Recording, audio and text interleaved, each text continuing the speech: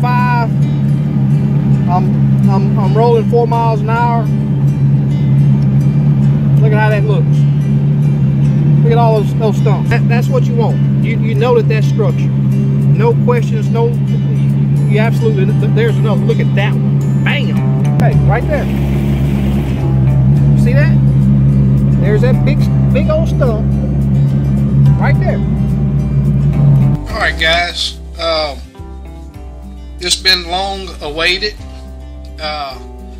Finally got some time to go over how I have my Humminbird 1199 set up, or just Humminbird period set up. However, this is the core unit. I know most of you guys probably have upgraded to the Helix or Solix by now. I'm still running the core birds. I know that there are several people that still run the core birds. They're pretty decent units. I'm gonna power this thing up and go through some of the settings that I feel helps me get on structure and fish. When you're not connected to your transducer and all of that, once it gets started up, it will ask you or say transducer not connected. So you hit your menu to go ahead and run it in simulation.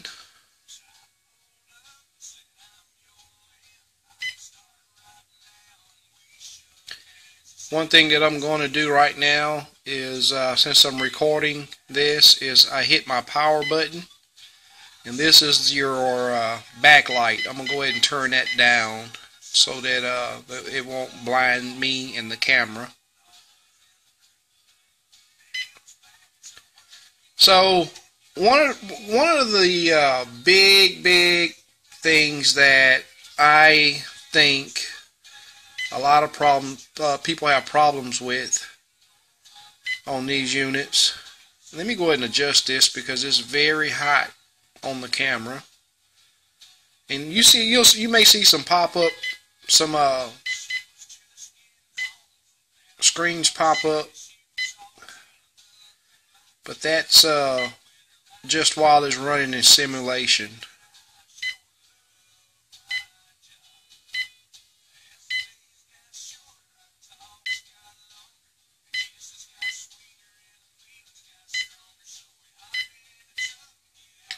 And what I'm doing is just making these adjustments.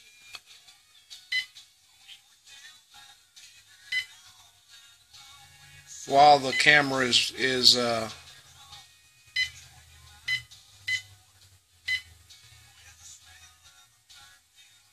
to get a decent view on the camera.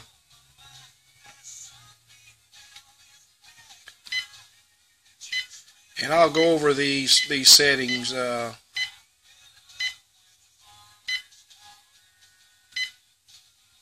once I go through everything. I just want it to look right on the camera. So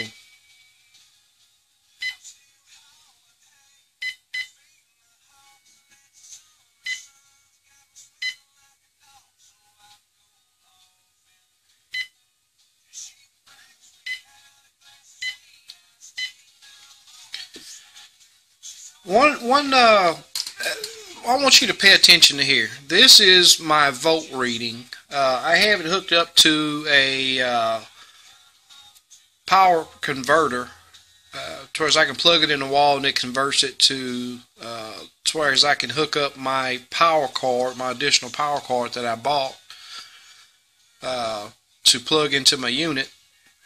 Power to these units is very important. I know it makes it a lot easier. Your fuse panel is sitting right there under your console to hook your power up to that fuse panel. But that is not the way you want to do it. You want to run this power directly to your cranking battery. These units are not the black and white units we ran back in the day. These units require a lot of power. So when they ask for power, they want it right now, right then. They're not going to share power with your lights, with your radio, with all that other crap that's on your fuse block. So you need to run your power directly to the to your starting battery, not to your troll motor battery, because you're asking for trouble if you do that. There's a lot of interference that you'll be dealing with running through your troll motor battery. So number one is make sure that you have your power proper. Make sure that you have your power hooked to your cranking battery. That's number one. Try to route your power wires away from your other wires. And if you do have excess, coil it up and have it away from excess. And what this does is helps you with interference problems. There's a lot of people that run into that. And if you route your wires properly, it really reduces having problems out of it. Another important thing too is the transducer setup on your boat. And just so you know, don't let these units intimidate you. Do not do that. They are not that difficult to set up. There are several settings on these units, but there are several that you never have to touch. And I want you to understand that. Here in a little bit, we're going to go into the start messing with the settings. But there's one thing I want you to understand. We're going to mess with a lot of stuff, but there's going to be probably twice that amount that we're not going to mess with, because you really don't have to mess with it. And I will say this, that these units are not set and leave it alone. Different scenarios, different bottom harnesses, water clarity sometimes plays a big role. You have to adjust these units according to the conditions. So we'll go through that, and you guys will see some of the stuff that I'm talking about. And I may not be able to show you guys all of the stuff in this video, but my plans is to do a thorough segment or segments to where it gets you up and going and understanding and take out take it from you being not sure to you knowing what you're doing while setting these units up. So number one, I'll make a little list of this. Is number one is your power. Okay, you want that directly to your battery. If you get that done, check your transducer. You want your transducer set up to where it's not getting interference or water lines.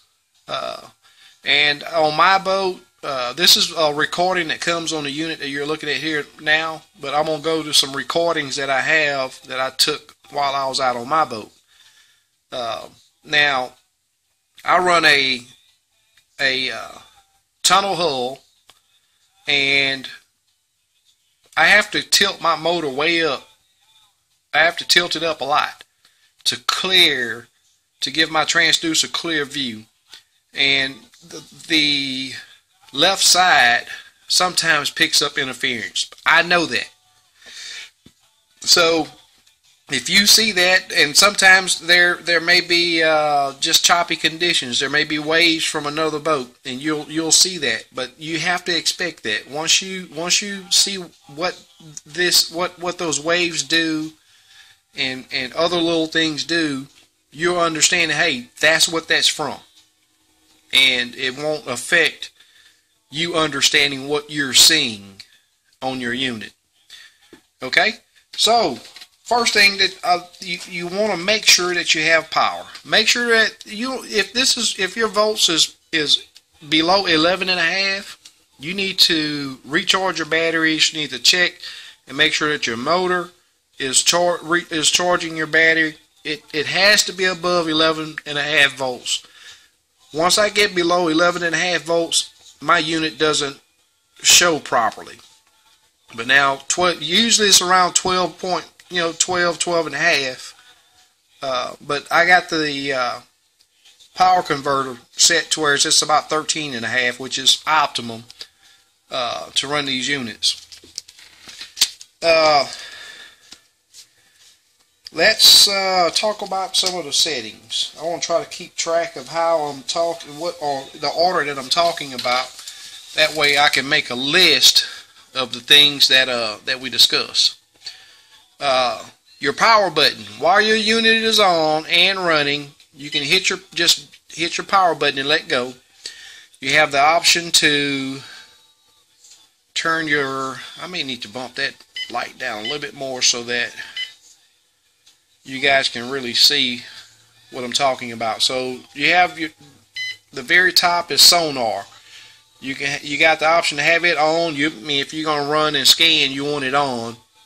But say for instance you're making a long run and you just gonna have your map up. A lot of times I'll just turn that off and then I'll just have a full screen, a full map screen, and that's what that is, your Sonar. The next one is your backlight. As you've seen, I've made a couple adjustments already, and all that does is control the brightness of the screen. That's all that's for. This third adjustment down here is for your background. I like black. I always have it in black, but you do have the option to run it in blue. You have the option to run it in white. I don't like the white nor the blue.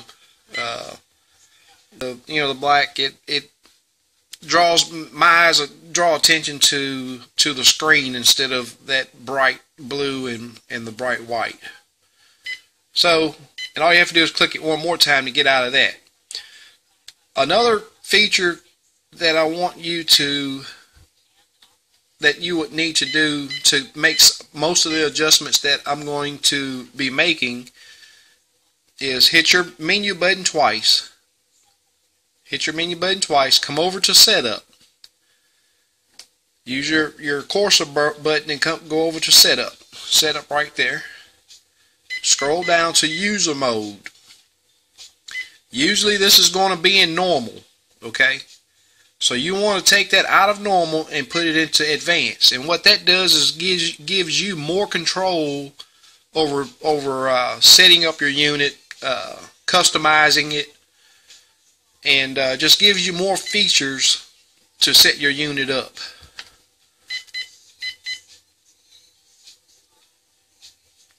Now you will be seeing a lot more stuff here while I'm running in simulation than what you will see while I have my unit on my boat.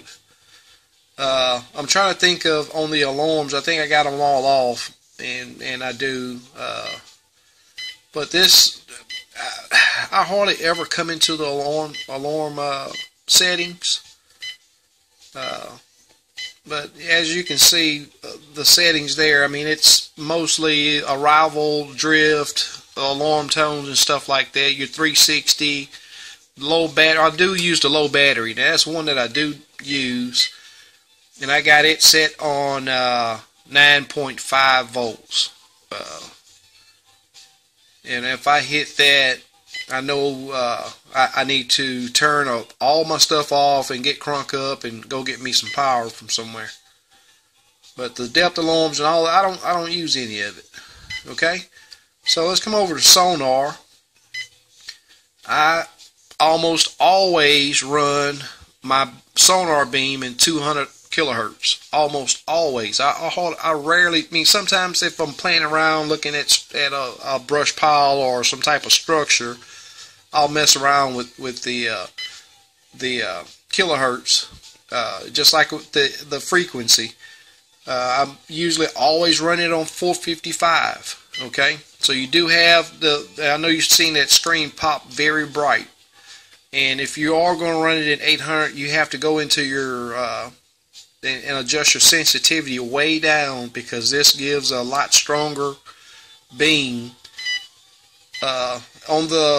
Up here on the beam, you have 83.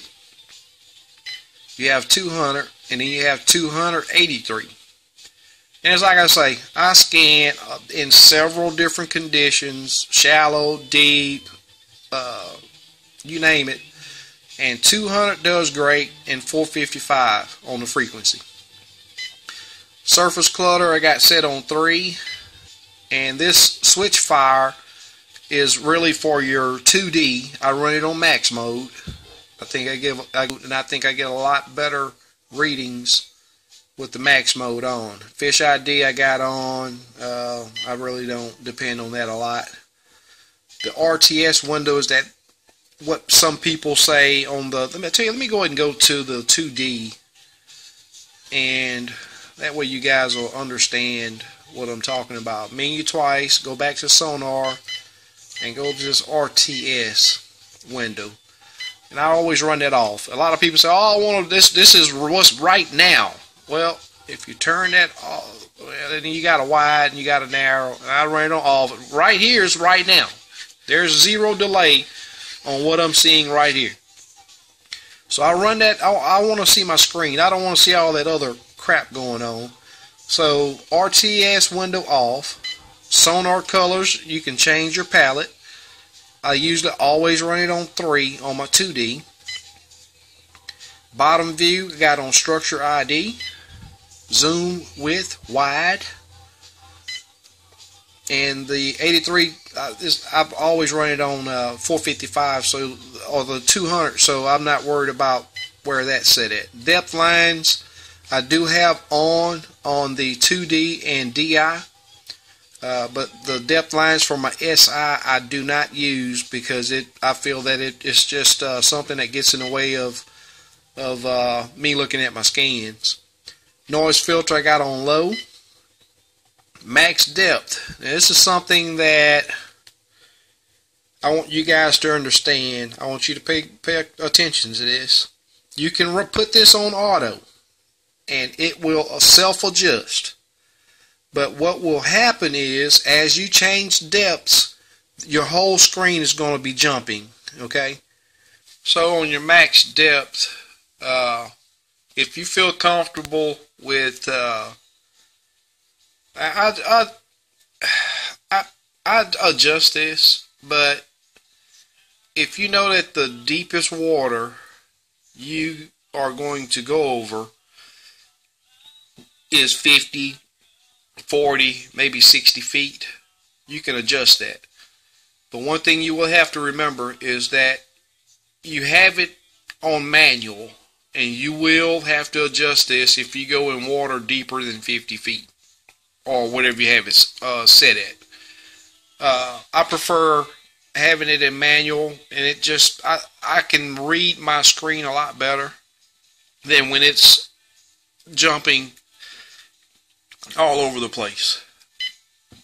Fresh water goes to water type. And here, this is the transducer.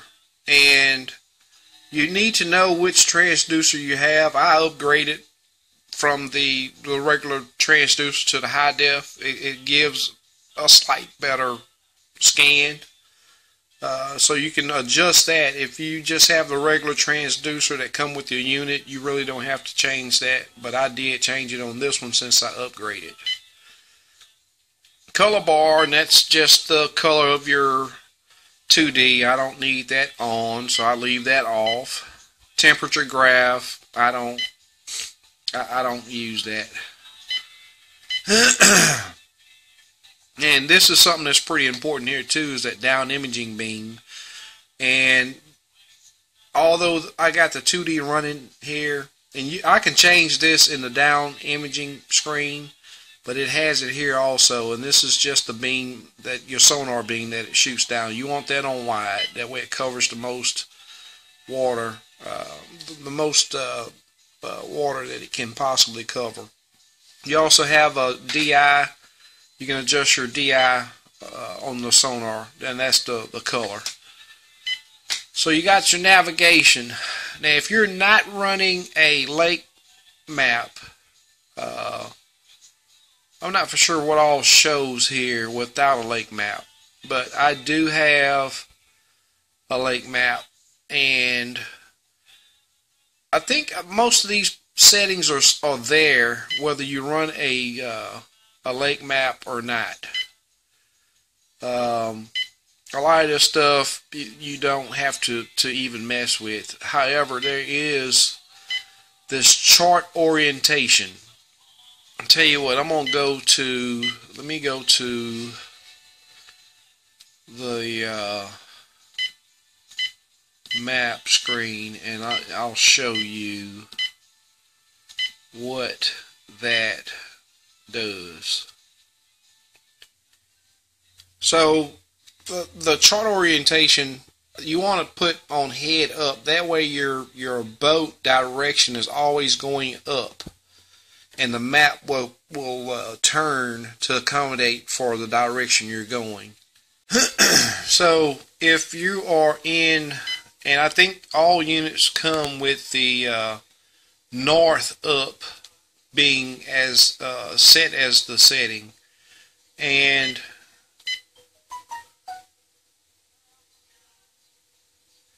as you can see, the map holds in one position, but although the boat has made a turn, and this is in simulation, so I can't control how fast the boat's going to turn. It's just going to make that block like it does when it's running simulation. But as you see, the boat's heading that way, and the map stayed in one position, but the boat did turn. You may like it like that, but I don't. So, menu twice, chart orientation, head up. So, and what that means is the direction you're heading is always going to be pointing up, and if you make a turn, the map actually turns to accommodate for the boat going straight up at all times. I prefer it that way. It may help you. I'm not real sure. I don't think there's anything else that I changed on this. You can do the, I think it comes with the north up indicator on it, and that just points to the direction of north. I don't think I've ever even, I don't think that helps me. So, and my thing is, I turn off everything that I don't use, and it just gives me more screen, more visible screen that I can look at. So I think that was the only thing in the navigation that I made a change on. Menu. What else can we go over on this? Another thing too. Here it's navigation. Let me get back out of navigation and go back to the chart. You can select now. You have another screen over here, whereas you can pick what screens you want to show, and there's several that I don't use. The latitude and longitude grid, I don't. It's useless to me. Bird's eye view is useless. Chart select. You want this on auto so that whatever lake you go to, if it's covered on your lake map, it will automatically pick that lake up. Set simulated position, and all that is if you want to your map to simulate in a certain area of the lake, you can move your cursor to that area of the lake and hit set, and it will show that area of the lake. Auto zoom off, auto range off, vessel offset, that's on, but it does nothing for me. Contour lines I have visible, and the contour lines is what the lay of the map, you want that on. And this comes with the Lakemaster map. I think Lakemaster and Humminbird works together, and you can adjust the I always have this on 1, and it just gives a little better detail. You can see how the coloration changes. So 1 works best for me on that. Depth highlight And I know you see the darker blue, the light blue, the white, the green, and the red. And the depth highlight, what this covers, say for instance you want to fish a particular depth on your lake. I have it set to 11 foot here. So what you're going to do is select whatever depth that may be, and I'm going to zoom out a little bit. So as I adjust this,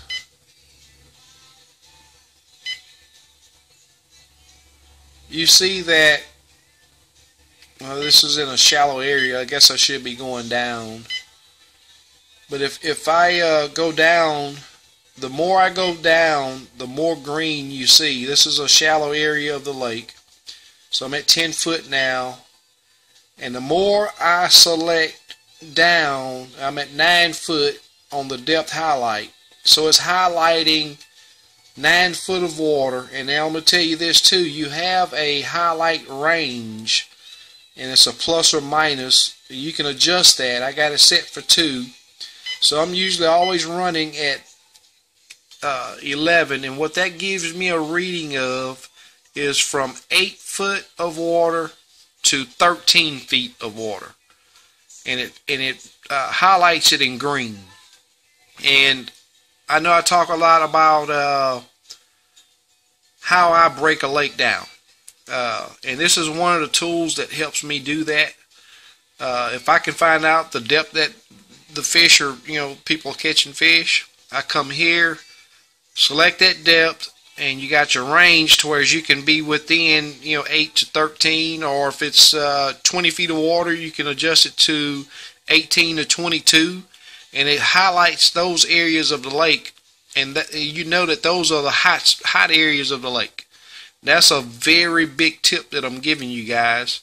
And you have to have a Lakemaster map. I'm not for sure if Navionics covers it like that. I've never owned a Navionics map. It may be you guys that run Navionics, if you have the depth highlight, hey, hit me up in the comment section down there and let me know, hey, it works the same way on Navionics. I'm not real sure if it does, but I run a Lakemaster map, and this is a very important tool that helps me get on fish big time.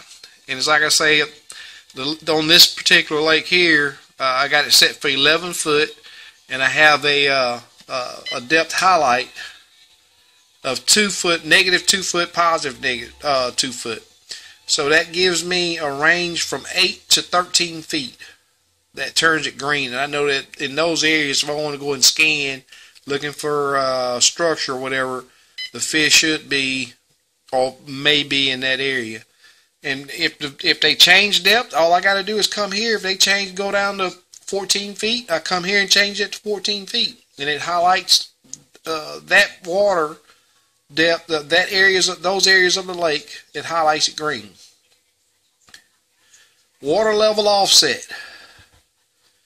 What this does is, say for instance your lake drops depth of 5 foot. Say for instance 5 foot low.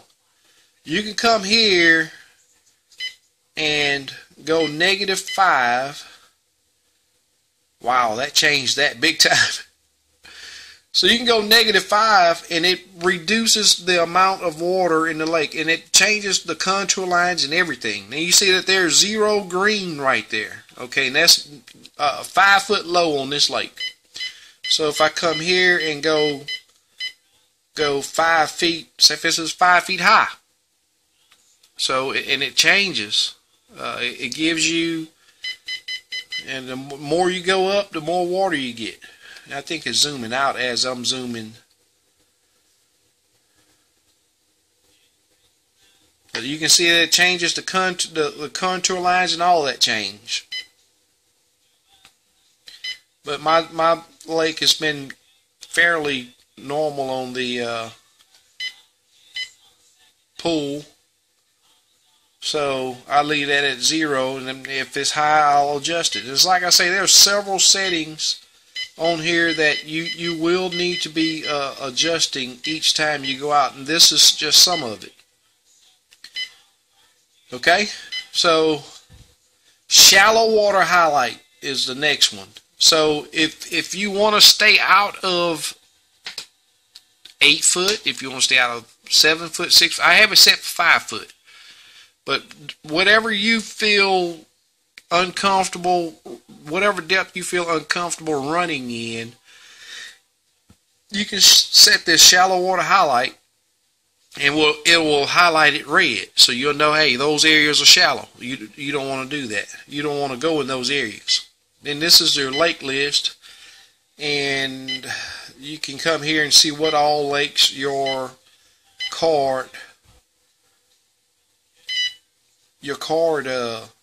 shows or covers. Okay, that's it on chart. Let's go to setup.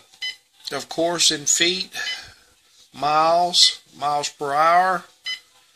In the user mode, this is what we changed earlier. We talked about taking that user mode out of normal, putting it in advanced, to whereas you can get to all of these settings that I'm talking about now. Trip reset. Restore defaults. Let me talk about that for a little bit.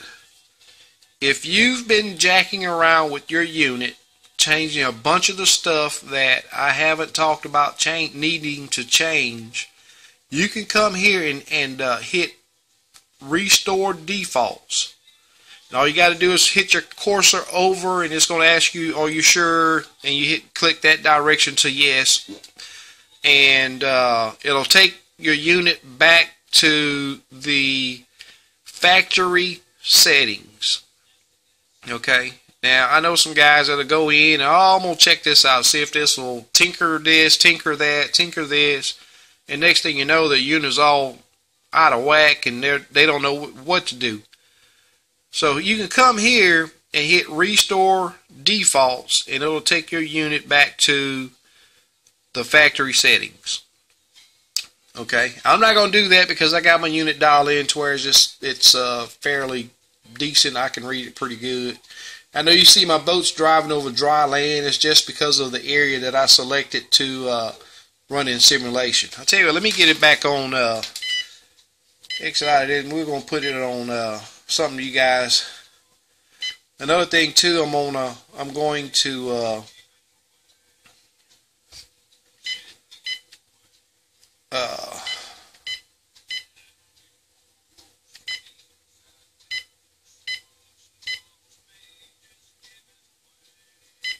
this is a recording screen.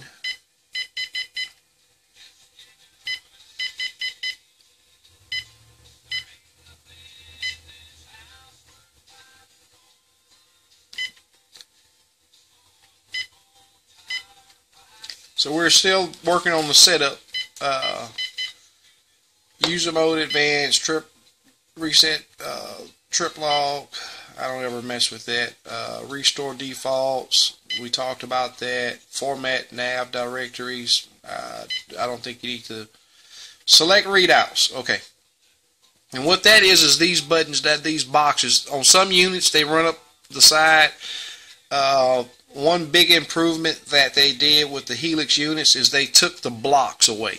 So all you have is overlay of the actual, it'll just say feet depth, and it'll just overlay. So it gives you your full screen to view. But this, like I say, this is one of the core units, and I got the blocks. So you can select what you want it to read out. Now, I do have the temperature shows on while I'm running on the boat. It's just not, it's not showing. So I can hit that here and get to temperature. I think. No, don't look like it's going to give it to me. So I may not be able to run temp while I'm in can't run temp while I'm in simulation. But I do use the temp. That's where you can select the whatever readings you want, and that's what that is. Same as with the navigation readouts. And I don't ever remember I don't think I've changed this. Well, I did, but I don't remember the changes. It's not that. That's what you see while you have the navigation screen up. Depth offset, and this is to calibrate your depth. Say for instance you got this on your troll motor or wherever you got it, you can calibrate the depth. Now you will need to know the actual depth of water that you are in. This is set for 2.3, and that's squared up for my boat. You will have to calibrate that yourself for your particular application, whether it's on your troll motor or whether you're running it on your console.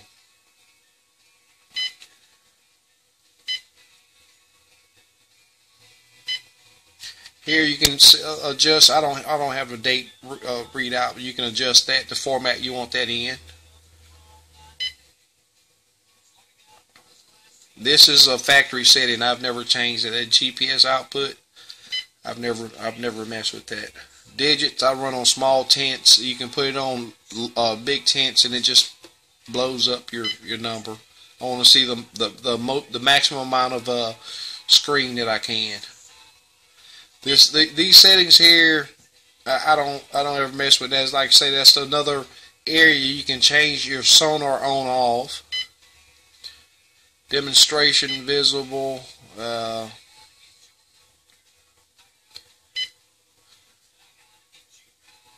Sound control I got all on.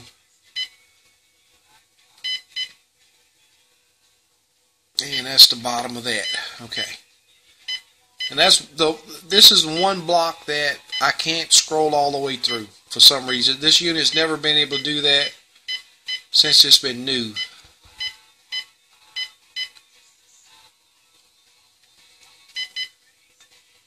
No, I got to do it then. The views, this is where you can select the screens that you want to see. I'm not going to go over all of them, but I'm just going to run through it, and you can see the screens that I have. Actually, chart is yeah, it's on hidden also. Chart visible. I'm just going to scroll down and you'll see the screens that are visible and the ones that I have hidden. And this is just what you will be able to see on your unit when you scroll through. I don't want this video to be too long, so just going over the basic settings, and what we will do is come back in the next one and I'll run some recordings and talk about what's actually showing. I'll probably do a little bit of that this go around. I got all of that engine crap. See it? The thing is, when you're running in simulation, it sort of picks out different settings than what you actually run. Now that record screen over here in accessories, if you got a unit that has 2 slots, or if you have a unit that has 1 card slot, and if you want to go out and do recordings, you can go to the accessories and come down here to screen snapshot, and you will have to turn this on to give you that screen to where you can get to and have your unit where you can record. Okay, and I'm recording now, and that's why it's showing there. But it shows you when you save a waypoint, it snaps a picture. And you can come here and look at the different brush piles and all of that you've saved waypoints on. I always I use this. I record just about every time I go out on the lake, especially if I go over a different area, a new area.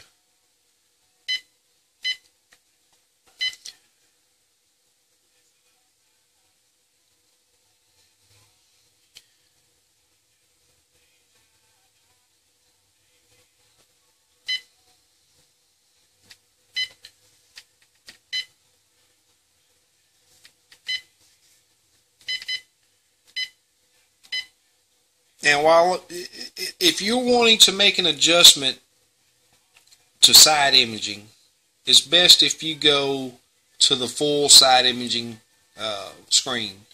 If you want to make an adjustment to down imaging, go to the full down imaging screen. If you want to make an adjustment to your 2D, go to the full 2D screen. Okay, so when you do that, full DI, it gives you your DI enhancement. So this covers your DI. Okay, so if you want to make changes to that, you can do that here. Now I was running on the recording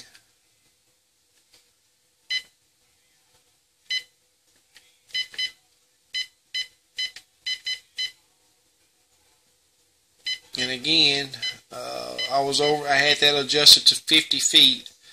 I'm only in 20. I think the max here is 30 feet. So you come back in that range, that lower range. I'm gonna set it on 28. And that gives you, look at how it blows up what you're actually wanting to see, your fish and your structure.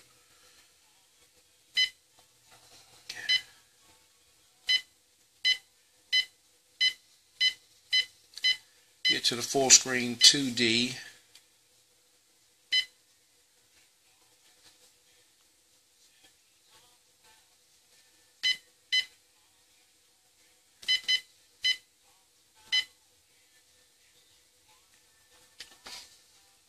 So as you can see, just making those little small adjustments on the 2D and on the down imaging and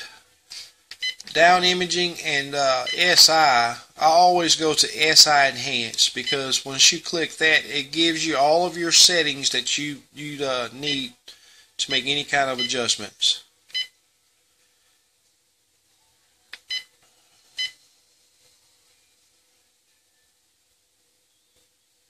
So I'm bumping the sensitivity up, and I went down one on the contrast. Got a log laying down over there. For those of you that don't understand the layout, what they've done is, this is the water column. Okay, this is the water directly under your boat. Okay, so this is actually going straight down, but what they've done is laid it all out flat. Okay, so if in all actuality the black section is straight up and down like this, and this is your boat. This is your boat right here running through. This black area is the water that's directly under your boat. Okay, but what they've done is just laid it out flat.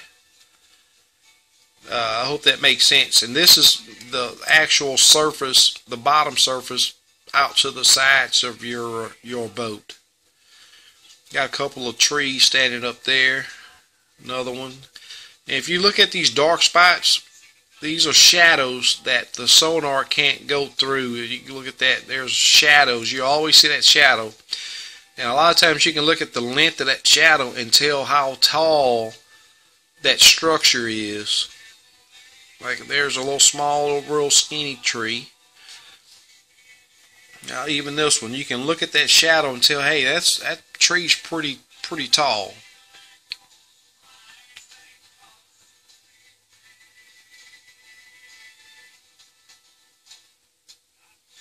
That tree there got a few fish. Another thing that you can do in side imaging and down imaging is you can stop. Say for instance you want to get a good look at that tree right there. Move your cursor over it, then you got a zoom button right here. Click zoom, and you can get a real close look. And if you look at the bright specks, these are fish that's on that tree right there. Go back to SI Enhance.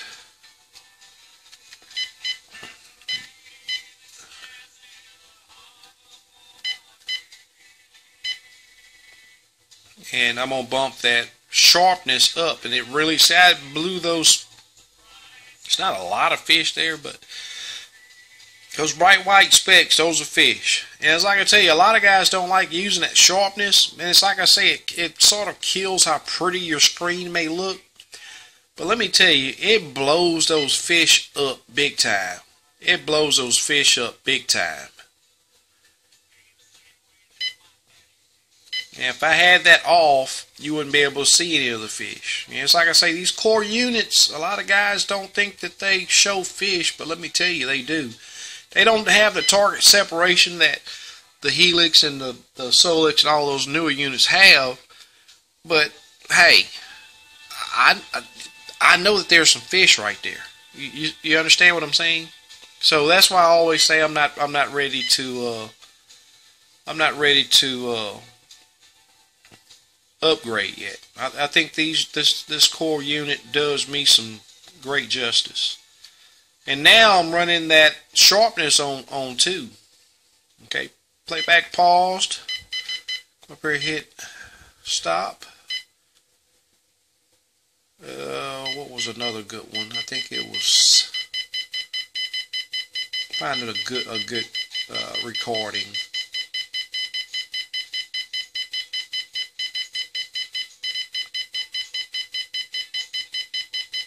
Yeah, I got a lot of waypoints, you guys. I got a ways to go.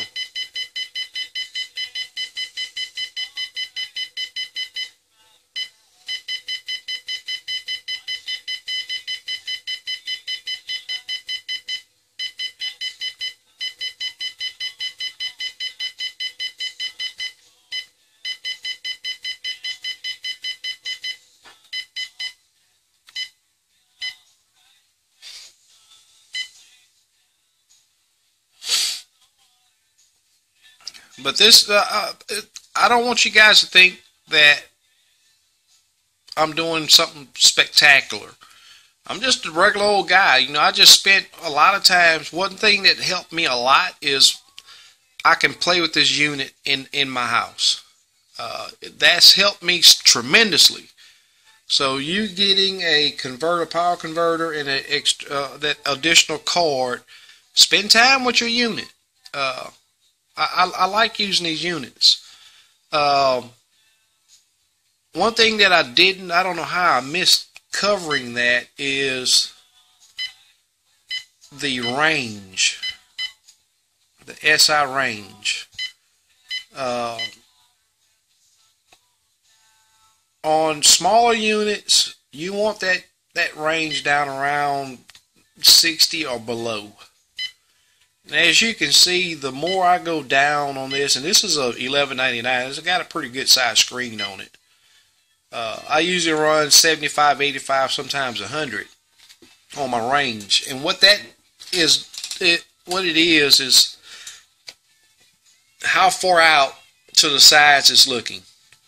So the less amount of room you need, the bigger it makes things look. Okay, you understand what I'm saying? So you guys that run those 5-inch units, 6-inch units, you want to keep that around, 60, 50, the range on 60 or 50, and you'll see a lot more stuff. Those stumps and laydowns and rock piles and stuff like that. It'll make it a lot more visible.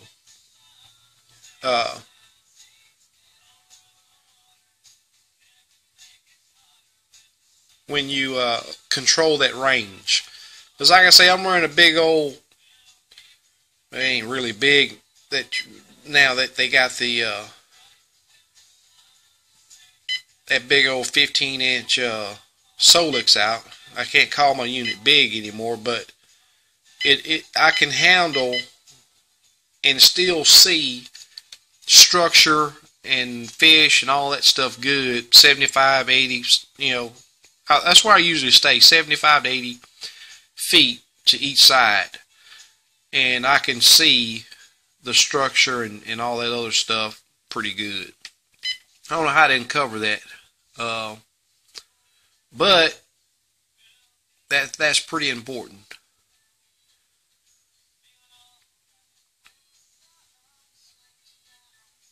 So what we've covered is a lot of stuff, guys, and there's a lot more to come.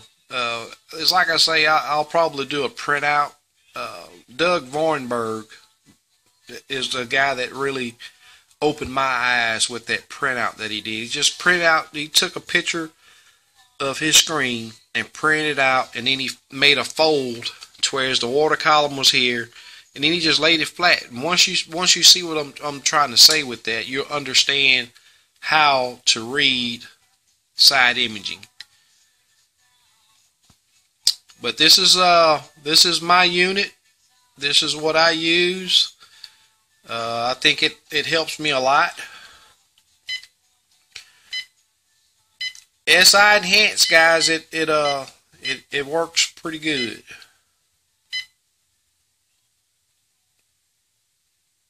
But I feel the settings that I've shown you will help you understand how these units work. Like I say, this is the core unit, but the Helix and the Solix, all of them are pretty much the same. Some of the settings may be in a little different text or in different areas, but spend time with it. Get time, get to know your unit. Your unit will put you on fish. I love using my unit. And I know you've seen that dark area over here. I was close to a bank, and now that you see that it's opened up, you can see a lot more. But guys, these units I enjoy just finding new stuff. There are guys that live on a lake that I one of the main lakes that I fish on, and I enjoy knowing where stuff is on that lake while they live on that lake and don't know that it's there. There's a lot of natural structure on this lake. But I hope you guys enjoyed what I've put together here. It's not covering everything. If you have questions or have something that you'd like for me to cover or discuss or give my input on what I know about that particular subject, scroll down to the bottom down there and type up a comment in the comment section. But guys, I really do appreciate you guys spending time watching the videos that I put together. I do it for all of us. I enjoy doing it for myself, and I hope you guys enjoy watching it. But I want to say, put out a big thank you to all of you. I'm going to end this here. I know we're running probably 30 minutes or more probably by now. We'll talk later, guys.